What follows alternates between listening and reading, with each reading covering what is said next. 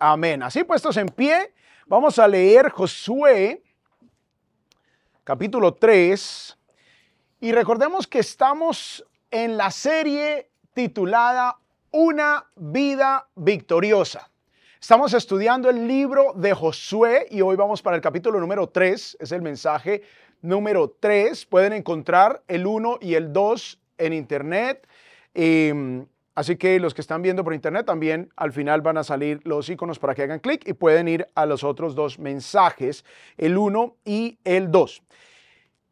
Hemos hablado de la victoria. Hablamos de la victoria de la gracia. La semana pasada un texto precioso sobre la vida de Rahab y cómo Dios mostró la victoria de la gracia. Hoy vamos a hablar de la victoria de la fe y vamos a hablar de este evento donde Israel cruza el Jordán de una manera milagrosa. Dice la palabra del Señor: ahora pues tomen 12 hombres de las tribus de Israel, un hombre de cada tribu, y sucederá que cuando los sacerdotes que llevan el arca del Señor, el Señor de toda la tierra, pongan las plantas de los pies en las aguas del Jordán quedarán cortadas, y las aguas que fluyen de arriba se detendrán en un montón. Así que cuando el pueblo salió de sus tiendas para pasar el Jordán, con los sacerdotes llevando el arca del pacto delante del pueblo, y cuando los que llevaban el arca entraron en el Jordán, y los pies de los sacerdotes que llevaban el arca se mojaron en la orilla del agua, porque el Jordán se desborda por todas sus riberas todos los días de la cosecha, las aguas que venían de arriba se detuvieron y se elevaron en un montón, a una gran distancia en Adám, la ciudad que está al lado de Zaretán. Las aguas que descendían hacia el mar de Arabá, el mar salado, fueron cortadas completamente. Así el pueblo pasó hasta estar frente a Jericó.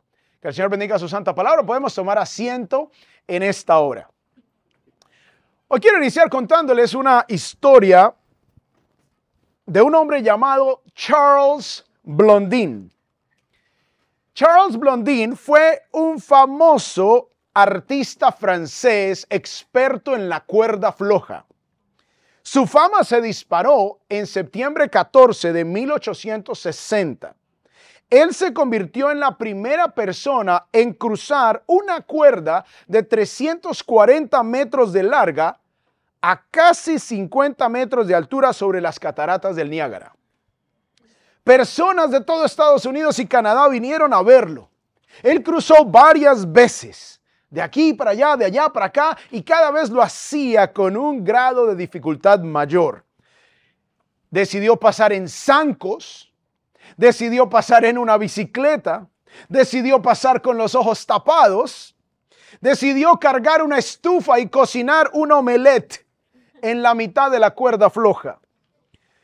Y la gran multitud al lado de las cataratas celebraban y aplaudían todas las hazañas que este hombre hacía.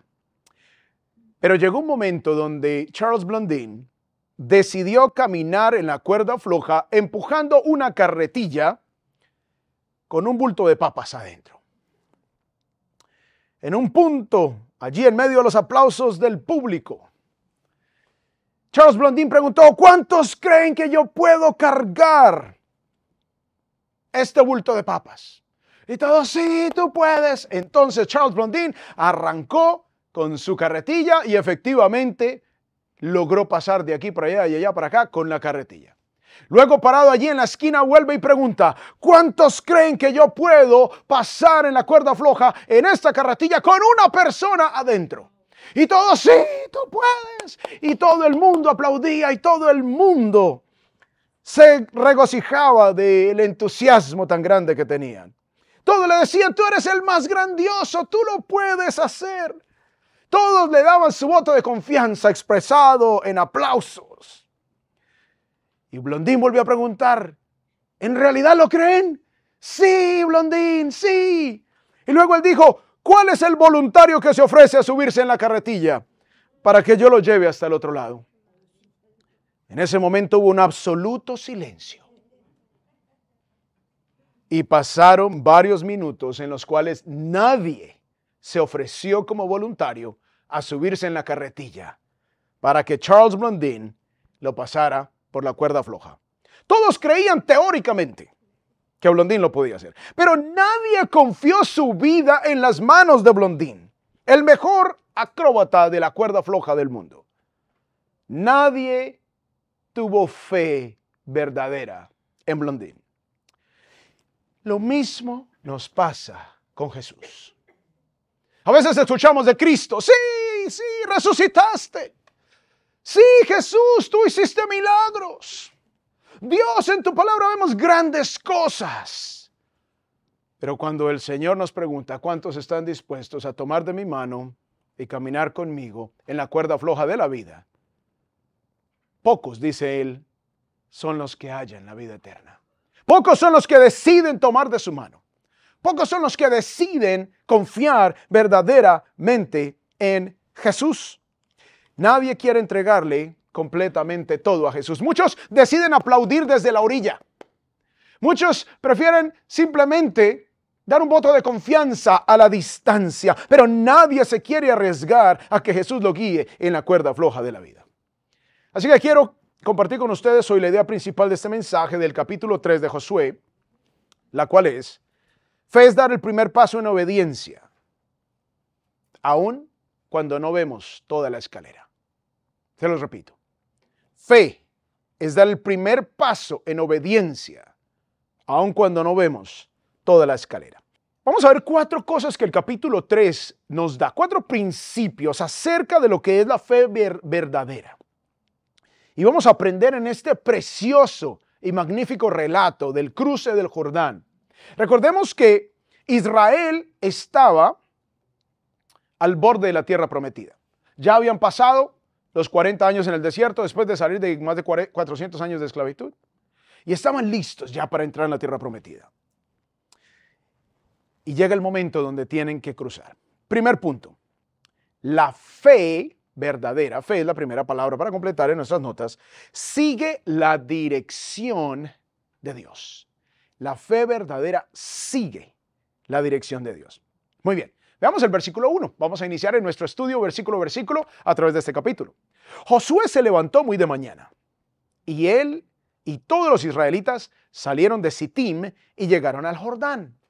Allí acamparon antes de cruzar. Ok, lo primero que notamos es que dice allí que Israel salió de Sittim. Ellos salieron de Sittim. Recordemos nuestro mapa.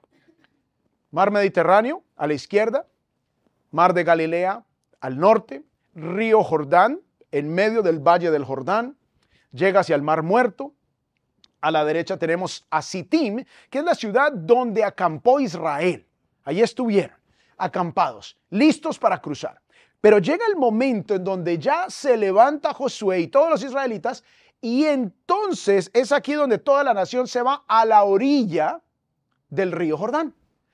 Se ubican en esa orilla, salen de Sittim, se ubican en la orilla. Se calcula que para este momento había entre 2.5 y 3 millones de israelitas. O sea, era un pueblo bastante grande para movilizar. Dice más adelante, como veremos en el texto, que el río Jordán estaba en su momento más caudaloso. Era el momento donde las aguas estaban más abundantes, era el momento de la cosecha. Entonces, el agua en el río estaba desbordante. Porque algunos dicen, pues ellos cruzaron el Jordán porque es que estaban en la sequía, entonces se secó, y entonces ellos pasaron por ahí, no hubo ningún milagro. No. El texto, para evitar ese tipo de comentarios, dice, más adelante como lo vamos a ver, que estaba desbordándose el río. Entonces, el río Jordán, en la antigüedad, era mucho más caudaloso de lo que lo vemos hoy. Con mi esposa hemos estado un par de veces allá en Israel. Hemos estado allí en el río Jordán y uno dice, pues no es tan impresionante, me impresiona más el río Amazonas. Los que hemos estado en el río Amazonas, es un tremendo río. Pero lo que sucede es que el río Jordán hoy ha sido minimizado por todos los cultivos y los proyectos de irrigación y por toda el agua que se le ha sacado a lo largo de los años, especialmente el país de Jordania. Jordania no cuida el río Jordán y lo mismo el Mar Muerto ya está secándose. Entonces, en los tiempos bíblicos, hace 3.400 años aproximadamente, el río Jordán estaba en su plenitud. Entonces era un tremendo río, en algunas zonas más o menos 1 milla de ancho. Están 2.5 a 3 millones de personas ahí acampando. Luego dice el versículo 2. Después de 3 días, los oficiales pasaron por medio del campamento y dieron órdenes al pueblo. Cuando ustedes vean el arca del pacto, vamos a detenernos ahí un momento ahorita para saber qué es eso del arca del pacto. Cuando ustedes vean el arca del pacto del Señor su Dios, recordemos, cuando esté el Señor en mayúsculas, está hablando de la palabra que refleja el nombre Jehová, identificando a Dios por su nombre. Entonces está en mayúscula. El arca del pacto del Señor su Dios guía a los sacerdotes levitas, llevándola, entonces saldrán de su lugar y la seguirán. O sea, Dios da una instrucción, y es que deben seguir el arca del pacto. Va a haber una guía. Pero ¿qué es el arca del pacto? Bueno, Israel tenía un templo portátil, recordemos. Dios les instruyó para que construyeran un tabernáculo y era un templo portátil que armaban y desarmaban y lo llevaban por el desierto. Este templo tenía unas medidas específicas, tenía un edificio central rodeado por una cerca de tela. Ahora, veamos el edificio central. El edificio central está dividido en 2 partes. El lugar santo, donde había un mobiliario, donde estaba el altar del incienso, la mesa de los panes, donde estaba el candelabro. Allí entraban los sacerdotes diariamente. Y había un lugar que se conocía como el lugar santísimo. Ese velo que diferenciaba el lugar santo del lugar santísimo es lo que ya cuando tenían un templo en Jerusalén se destruye, se rompe cuando Cristo muere, indicando que ya la presencia de Dios que reposaba adentro en el lugar santísimo, donde solo podía entrar el sumo sacerdote una vez al año. Ahí adentro, en el lugar santísimo, estaba lo que se conoce como el arca del pacto, que es lo que se menciona aquí en el texto. Resulta que el arca del pacto era una caja de acacia, de madera de acacia, bañada en oro, y la tapa era de oro macizo con 2 querubines que se juntaban sus alas, y ahí sobre esas alas reposaba la presencia de Dios. Una columna de día reflejaba, una columna de humo de día reflejaba la presencia de Dios y una columna de fuego de noche. Entonces, el arca del pacto representaba la presencia de Dios. Adentro estaban las segundas tablas que Dios le dio a Moisés, porque recuerden que las primeras las rompió Moisés, de la frustración de ver al pueblo allí en su pecado de idolatría. Estaba la vara de Aarón con la que Dios hizo milagros en Egipto y los saca de la esclavitud, y estaba un ejemplo de maná. Esto era lo que estaba en el arca del pacto. Entonces, el arca del pacto representaba la presencia de Dios. Allí reposaba la presencia de Dios. Ahora, cuando llegan entonces ya a Sittim, el tabernáculo no está armado, pero el arca debía ser entonces desplazada por los sacerdotes, y nadie podía tocar el arca. El que tocara el arca moría. Entonces el arca fue construida con unos anillos, atravesaban unas varas por esos anillos, y así era que ellos cargaban el arca. Esta arca no se llevaba visiblemente, se ponía una cobertura. Todo esto indicaba que Dios estaba con su pueblo, que Dios estaba liderando a su pueblo. Por eso los sacerdotes iban delante del pueblo, guiándolos, dirigiéndolos hacia donde ellos debían ir. Ellos debían seguir las instrucciones de Dios. Ellos debían obedecer lo que Dios dijera. Ellos debían seguir esa dirección específica. Y lo mismo sucede con nosotros. Nosotros debemos seguir la dirección de Dios. El que diga que tiene fe en Dios debe seguir las instrucciones de Dios como están en su palabra. Pero mucha gente, si uno hiciera una encuesta, y ayer estuvimos allí en el evento que hubo allí en Raleigh, y ahí estaba al lado del mercado, y fuimos a compartir con muchas invitaciones, y ayer fue el evento también para niños y repartimos muchas invitaciones. Y mucha gente, si hubiésemos hecho una encuesta, mucha gente diría, la mayoría, yo creo en Dios. Claro, yo creo en Dios, yo tengo fe en Dios, como la gente aplaudiendo a Blondín. Claro, yo creo, claro que sí. Pero la fe verdadera sigue la dirección de Dios. Entonces, si tú dices creer, tú debes vivir a la luz de la palabra de Dios, porque si tú no estás viviendo a la luz de la palabra de Dios, sino a la luz de tus percepciones, a la luz de tus emociones, a la luz de tus propias conclusiones, en realidad no estás teniendo fe verdadera en Dios. Porque aquí el pueblo de Israel debía seguir la presencia de Dios representada en el arca, bajo las instrucciones de Dios, porque Dios es quien nos da las instrucciones para que nosotros sepamos lo que debemos hacer. No nosotros le decimos a Dios lo que Él tiene que hacer. Y aquí empieza a distinguirse un poco más la fe verdadera de la fe sensacionalista que está por ahí. La fe sensacionalista te dice, dile a Dios lo que te tiene que dar, reclámale a Dios, proclámale a Dios, manifiéstalo, visualízalo. Ese es un enfoque. Pero lo que vemos en el texto es que Dios es el que dice para dónde vamos. Dios es el que nos da en su palabra todas las normas hacia dónde nos dirigimos. No le vamos a decir a Dios lo que Él tiene que hacer. Él es Dios, nosotros somos las criaturas. Así que una fe verdadera sigue la dirección de Dios. Versículo 4. Sin embargo, entonces le dice Josué al pueblo, ustedes van a seguir el arca, pero, sin embargo, dejarán entre ustedes y ella una distancia de unos 900 metros, más o menos un poco más de media milla. Va a haber una distancia entre el arca y el pueblo. No se van ahí a pegar al arca. No se van a acercar mucho al arca. No se acerquen a ella para saber el camino por dónde ir, porque no han pasado antes por ese camino. O sea, el pueblo debía mantener una distancia. Y aquí tenemos una imagen donde, por cuestiones de ilustración, vemos al pueblo cruzando, vemos los sacerdotes llevando el arca del pacto y vemos las aguas como se detuvieron en el río Jordán. Pero la realidad es que entre el pueblo y los sacerdotes tenían que haber 900 metros, un poco más, de media milla de distancia. Ahora, ¿por qué esa instrucción tan curiosa? Primero, recordemos que Dios es un Dios santo. Dios se manifiesta a Israel allí, su presencia guardada en el lugar santísimo, reposando sobre esa arca del pacto. Solo el sumo sacerdote podía entrar una vez al año.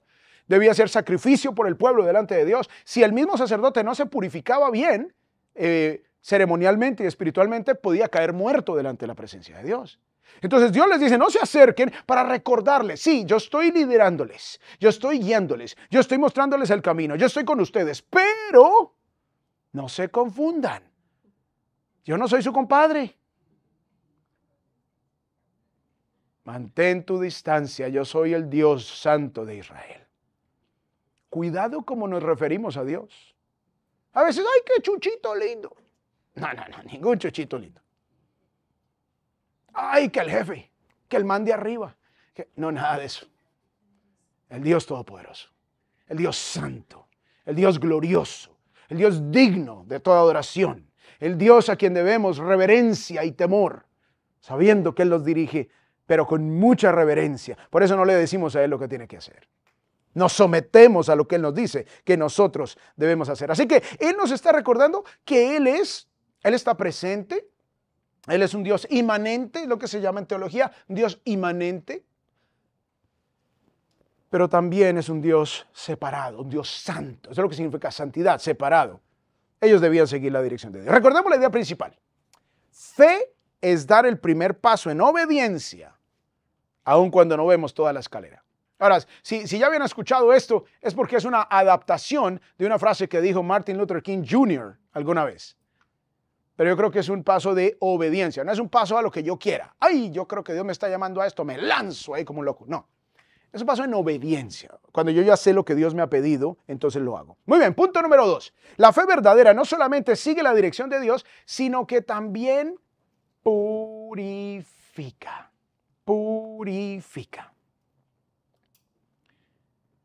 O sea, la fe verdadera tiene un impacto en nuestras vidas. Miremos lo que dice el versículo 5. Entonces Josué dijo al pueblo, conságrense, purifíquense, lávense, porque mañana el Señor hará maravillas entre ustedes. ¿Cuántos quieren ver maravillas de Dios en sus vidas? Yo soy el primero. Yo quiero ver maravillas de Dios en mi vida. Yo quiero ver maravillas de Dios en mi matrimonio. Yo quiero ver maravillas de Dios en mis hijas. Yo quiero ver maravillas de Dios en mi nieto. Yo quiero ver eso. Pero ¿saben qué dice aquí el texto? Antes de ver las maravillas de Dios que serán mañana, hoy te tienes que consagrar. Conságrate. ¿Qué significa esto de conságrate? En el Antiguo Testamento la idea de la consagración era un proceso en donde ellos se lavaban, donde ellos se limpiaban, donde ellos se limpiaban los pies, donde ellos se bañaban de acuerdo donde ellos pudieran. Ese concepto continuó en el judaísmo hasta los tiempos del Nuevo Testamento y tenían como esas piscinitas de purificación. Y fue en esas piscinitas de purificación que cuando uno está en Jerusalén, uno ve las ruinas de muchas piscinitas de purificación. Allí fue donde se bautizaron todos esos miles de creyentes que creyeron al principio cuando vino el Espíritu Santo sobre los 120. Allí fue que dije, fueron bautizados 3,000. ¿Cómo uno va a bautizar a 3,000 si están lejos del mar? Bueno, usaron esas piletas de purificación, esos lavatorios judíos, mediante los cuales el judío, al limpiar su cuerpo, se ponía ceremonialmente limpio, que era un reflejo, una ilustración de lo que Dios quería que fuera la actitud del corazón, una actitud limpia, una actitud pura. Entonces, consagrarse significa una limpieza moral para nosotros, una limpieza espiritual, una vida limpia delante de Dios. Si queremos ver las grandes maravillas de Dios en nuestras vidas, debemos trabajar para purificarnos, porque el arrepentimiento hace parte de la fe verdadera. Cuando yo entiendo la dirección de Dios y me doy cuenta que he fallado en seguir esa dirección, yo me arrepiento. Yo vengo a Él en arrepentimiento, vengo a Él buscando su perdón, su restauración, su limpieza. Dice que Él es fiel y justo para perdonarnos y para limpiarnos de toda maldad. Entonces, Él nos limpia a través del arrepentimiento, Él nos lava. Entonces, la verdadera fe nos lleva a considerar nuestra relación con Dios como más importante que todo el mugre al que nuestra naturaleza pecaminosa se inclina. Y todos tenemos pecados favoritos. Y esa naturaleza pecaminosa se inclina hacia ciertos pecados. Purificarnos es cuando contemplamos a Dios como más digno, más valioso, más glorioso, más grande que las inclinaciones naturales que tenemos por nuestra naturaleza pecaminosa. Entonces no es solamente seguir la dirección de Dios, sino purificarnos a medida que seguimos al Señor. Ahora, ¿qué áreas en nuestra vida debemos purificar? Pensemos por un momento, no me van a contar aquí en público, tranquilos. ¿Qué hay que limpiar? ¿Qué cosas han estado en nuestra vida que toca trabajarlas? Toca dedicarnos más a eliminar esas prácticas, esos hábitos pecaminosos en nuestras vidas. Hazlo por la confianza que tienes en el Dios maravilloso que se revela en la Escritura. Porque esa es la fe verdadera, que sigue la dirección de Dios y se purifica. Luego nos dice acá, versículo 6. Josué dijo a los sacerdotes, tomen el arca del pacto y pasen delante del pueblo. Y ellos tomaron el arca del pacto y fueron delante del pueblo. Empezaron su caminata. Ya el pueblo, 2.5, 3 millones de judíos, listos ahí a cruzar. Pero pensemos por un momento, no debió ser fácil. Imagínense ustedes allí acampando, tremendo río. ¿Cómo vamos a cruzar? No tenemos balsas, no tenemos barquitos. De pronto muchos de ellos ni sabían nadar porque andaban por el desierto, allá no hay agua. Entonces, ¿dónde van a aprender a nadar? Entonces la cosa era espeluznante, temerosa. Era como una cuerda floja sobre las cataratas del Niágara. ¿Cómo vamos a cruzar? Bueno, Dios dijo que iban a ir ellos y bueno, sigámoslos, confiemos en Dios y purifiquémonos. Entonces el pueblo se lavó, el pueblo se dispuso para que el Señor obrara de una manera especial. Amados, si nosotros nos disponemos, purificamos nuestros corazones, caminamos en obediencia al Señor, Dios va a hacer cosas maravillosas. Punto número 3. La fe verdadera cumple el propósito de Dios. O sea, no solamente sigue la dirección de Dios, no solamente esa fe purifica nuestras vidas, sino que adicionalmente cumple el propósito de Dios. Miremos lo que dice el versículo 7. El Señor dijo a Josué, hoy comenzaré a exaltarte a los ojos de todo Israel. Le dice Dios a Josué. ¡Wow! Recordemos que Josué está reemplazando a Moisés. Imagínense que a ustedes les tocara reemplazar a alguien. Y ese alguien fuera Moisés. Qué tremendo reto, ¿no? Y el Señor le dice, hoy comenzaré a exaltarte. Hoy te voy a poner en una posición de autoridad a los ojos de todo Israel para que sepan que tal como estuve con Moisés, estaré contigo. Moisés hasta el día de hoy es reverenciado por el pueblo judío como el hombre más grande de la historia. Y Josué tenía que reemplazarlo. Necesitaba ese respaldo de Dios. Pero la fe de Josué, al seguir la dirección de Dios, al purificarse, cumplió el propósito de Dios en su vida de convertirse en el líder que Dios había llamado para que liderara a Israel. Recordemos que Josué era un hombre de fe. ¿Cómo lo sabemos? Porque 38 años antes de este evento, él fue enviado con otros 11 espías a la tierra prometida cuando Israel estaba ahí divagando en el desierto. Y cuando regresaron 10 de los 12 espías, ¡ay no! Esa gente es muy grande, qué miedo, qué susto. No vamos a poder tomar esa tierra, aunque Dios se la había prometido. Y por otro lado, Josué y Caleb dijeron, ¿qué va? Esa gente los vamos a destruir. Si Dios nos va a dar la tierra, punto. Eso no hay gigante que pueda con nosotros. Vamos con todo. ¿Por qué? Porque él tenía su fe en el Dios de Israel. Los otros 10 espías tenían su confianza en las circunstancias. Y a veces nos pasa lo mismo. Vemos las circunstancias y nos asustamos. Porque ponemos los ojos en las circunstancias y quitamos los ojos del Señor. Cuando ponemos los ojos en el Señor, vemos lo grande que es Él. Y vemos las circunstancias como diminutas.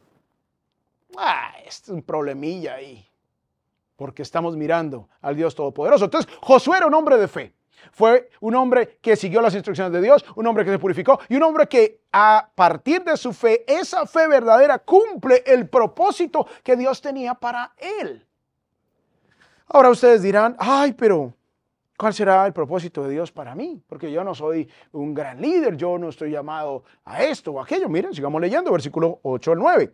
Además, darás órdenes a los sacerdotes que llevan el arca del pacto, diciéndoles, cuando lleguen a la orilla de las aguas del Jordán, se detendrán en la orilla.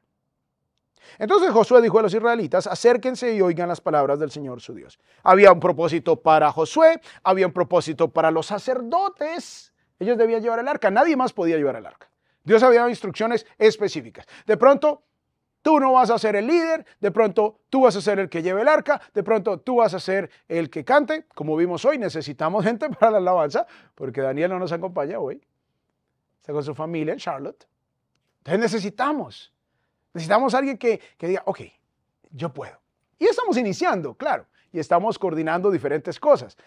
Pero está el líder, están los sacerdotes, luego dice el versículo 10, Josué añadió, en esto conocerán que el Dios vivo está entre ustedes y que ciertamente expulsará delante de ustedes a los cananeos, a los hititas, a los heveos, a los fereceos, a los jerjeseos, a los amorreos y a los jebuseos. Miren, el arca del pacto del Señor de toda la tierra va a pasar el Jordán delante de ustedes. Y había un propósito para el pueblo.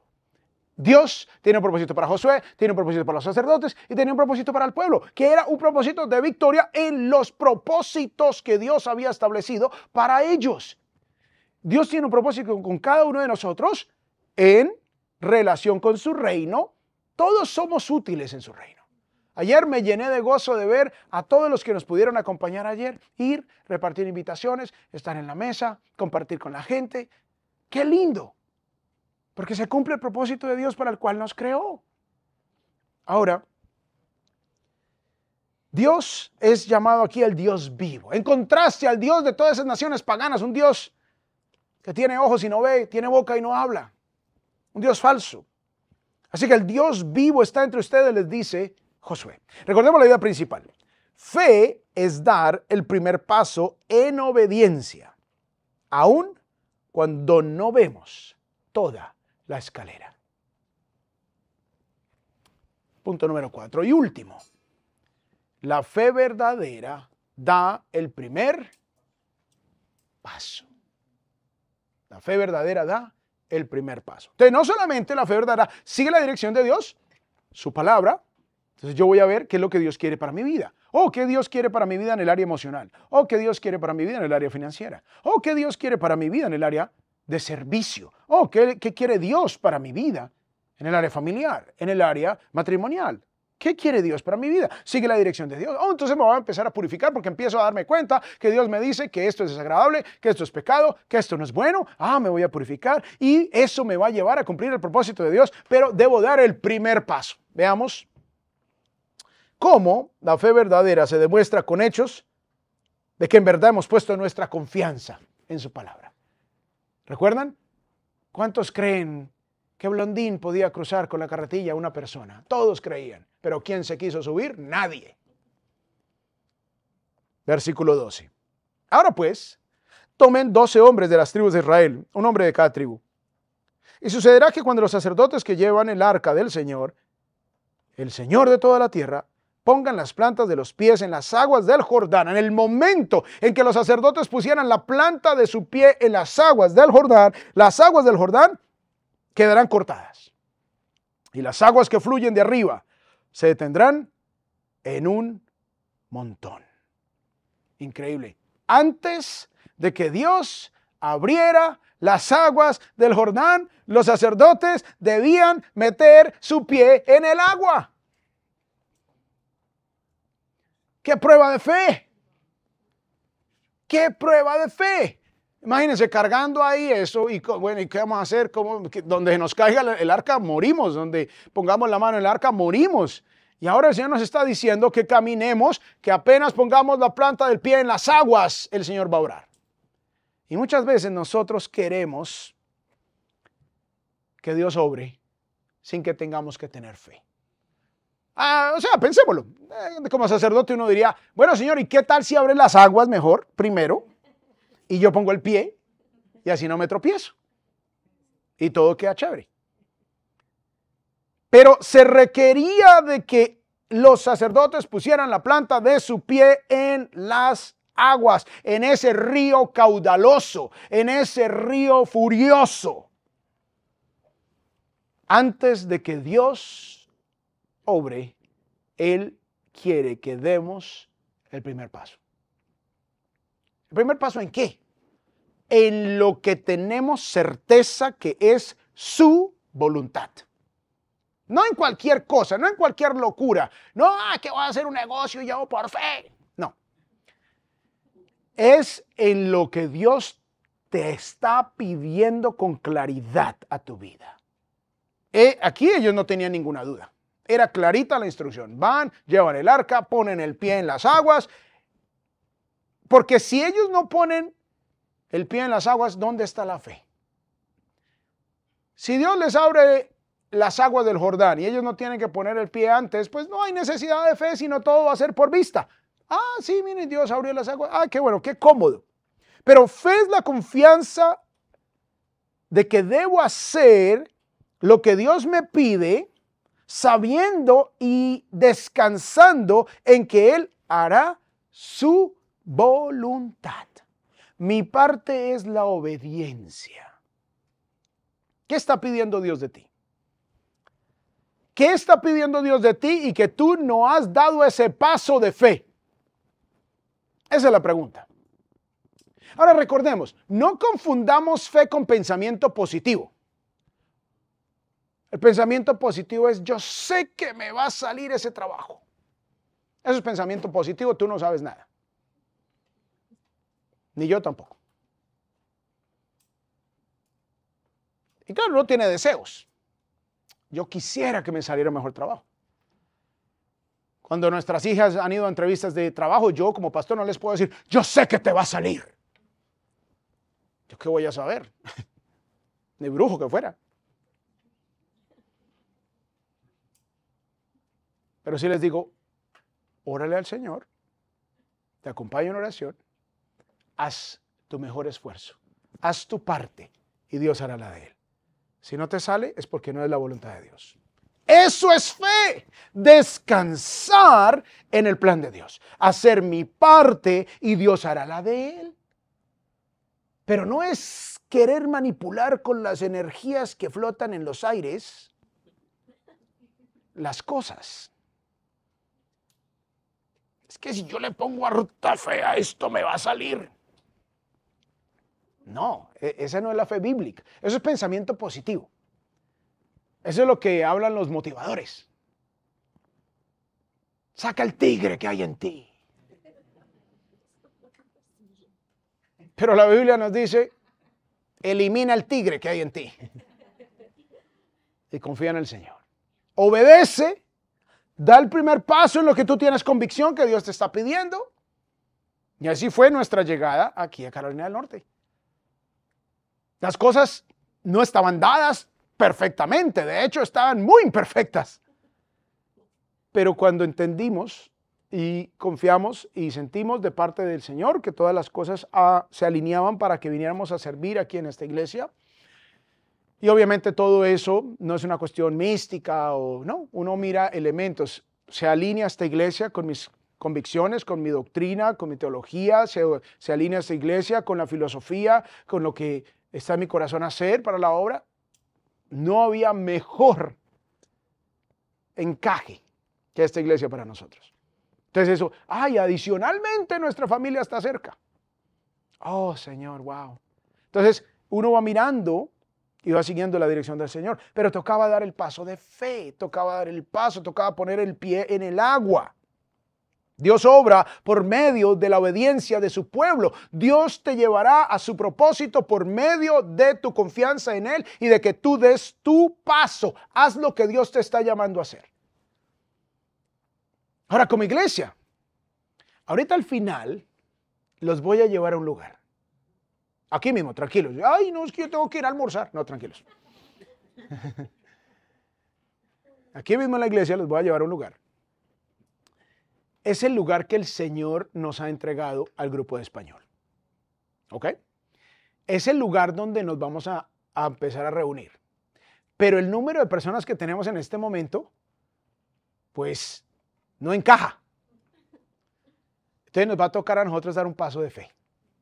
Nos va a tocar a nosotros invitar más, orar más, confiar en el Señor más, purificarnos más, entregarnos más. Nos va a tocar hacer la obra. Pero así como Josué tenía que cruzar el Jordán y a todo ese pueblo, yo quiero llevarles a un lugar que les va a dar la perspectiva y nos va a retar como iglesia hacia dónde vamos a avanzar.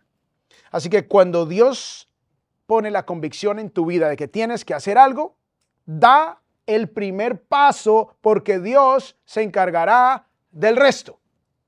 Amén. Versículo 14. Así que cuando el pueblo salió de sus tiendas para pasar el Jordán con los sacerdotes llevando el arca del pacto delante del pueblo, y cuando los que llevaban el arca entraron en el Jordán y los pies de los sacerdotes que llevaban el arca se mojaron en la orilla del agua, porque el Jordán, miren lo que les había dicho, el Jordán se desborda por todas sus riberas todos los días de la cosecha. El río estaba desbordante. El río estaba caudaloso, el río estaba abundante. Esto es en la época de la primavera. ¿Por qué? Porque después del invierno, donde vienen del monte Hermón, todas estas aguas de la nieve del invierno, todo esto se empieza a derretir y empiezan esos riachuelos y empieza todo esto a unirse. Y arriba en Cesarea de Filipos, allá arriba se forma el río Jordán y empieza a coger fuerza, pasa por el mar de Galilea y luego coge una fuerza abundante en ese momento, mucho más en ese momento de la historia. Entonces, esto estaba desbordante. En el momento cuando los sacerdotes ponían la planta de sus pies en el agua, dice versículo 16, las aguas que venían de arriba se detuvieron y se elevaron en un montón. A una gran distancia en Adam, la ciudad que está al lado de Zaretán, las aguas que descendían hacia el mar de Arabá, o sea, el mar salado, o sea, el mar muerto. Fueron cortadas las aguas completamente, así que el pueblo pasó hasta estar frente a Jericó. ¿Cómo así que las aguas se detuvieron en Adam? Bueno, Adam es una ciudad que la vemos aquí arriba. Adam estaba bastante distante de Sittim, a 18 millas. 18 millas de distancia desde donde estaba el punto de cruce hasta Adán. Las aguas se detuvieron allá arriba, desde Adán. Ahora, ¿por qué detuvo Dios las aguas tan arriba? ¿No hubiese sido más espectacular ahí como unos metros? Que se sintiera así como el poder de las aguas deteniéndose. Yo no sé cuántos han estado en las cataratas de Niágara, pero el poder de las aguas le recuerda a uno el poder de Dios.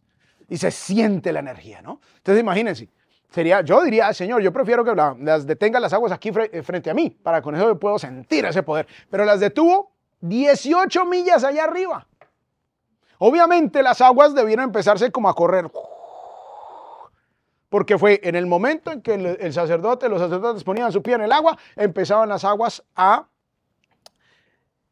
ponerse como un montón, dice. O sea, como una ola gigante, pero hacia atrás. Ahora, ¿por qué semejante espacio? Ahora, recordemos que habían 2.5, más o menos 3 millones de judíos. Imagínense si solo el Señor abre un espacio para que pasen de 2 en 2. Alguien hizo la matemática, no la hice yo.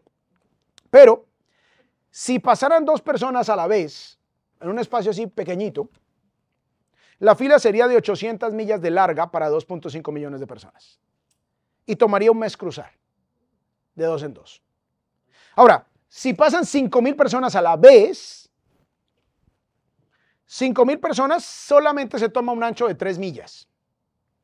Más o menos 5 kilómetros. Entonces, si hay un ancho de 3 millas, pasan 5,000 personas a la vez y 2.5 millones de personas pueden pasar en un solo día. ¿Ok? Entonces, por eso Dios hace un espacio tan amplio desde Adán. Había el espacio para que Israel pudiese pasar. Ahora, recordemos que hay unos sacerdotes cargando el arca, ¿no? Entonces, de nuevo, aquí esta imagen es por propósitos ilustrativos, pero recordemos que había casi 1 kilómetro o 0.56 millas entre los sacerdotes y el pueblo. Y habían 29 kilómetros o más o menos 18 millas desde los sacerdotes hasta donde las aguas se detuvieron arriba en Adán. Y todo ese espacio estaba para que Israel pudiera cargar. Ahora, esto era oro, tapa de oro macizo. Imagínense esos pobres hombres ahí. Y vaya, suéltela. Dios piensa en todas las cosas. Versículo 17. Los sacerdotes que llevaban el arca del pacto del Señor estuvieron en tierra seca, en medio del Jordán, mientras que todo Israel cruzaba. Ellos se tuvieran que quedar en la mitad del río. Mientras Israel cruzaba sobre tierra seca hasta que todo el pueblo acabó de pasar el Jordán. Así que los sacerdotes debían permanecer allí en la mitad del río. La presencia de Dios en el arca era la que garantizaba que Israel pudiese cruzar el Jordán en seco. De la misma manera, Dios nos ha dado su presencia a través de Cristo Jesús. Cuando entregamos nuestra vida a Cristo Jesús, su Espíritu Santo dice que nos sella y empieza a habitar permanentemente en nosotros. Pero tienes que rendir tu vida a Jesús. Esto no se trata de una religión. Se trata de una relación. Es una relación con Jesús a lo que te estoy invitando. No te estoy invitando a una religión, qué pereza. Te estoy invitando a una relación con Jesús, donde tú entregas tu vida a Jesús y empiezas a caminar en su palabra y empiezas a purificar tu vida a la luz de su palabra y empiezas a encontrar tu propósito de vida en Él y luego tú das esos primeros pasos en las diferentes áreas que Dios te está pidiendo y ¿saben qué? Vamos a ver maravillas. Esa es la victoria de la fe. Vamos a ver lo que Dios ha preparado para nosotros, no lo que a nosotros se nos ocurre, sino lo que Dios ha preparado. No es que le decimos a Dios lo que Él tiene que hacer, sino que nosotros hacemos lo que Él nos dice que debemos hacer. Somos pocos nosotros para alcanzar toda esta zona para Cristo. Somos pocos.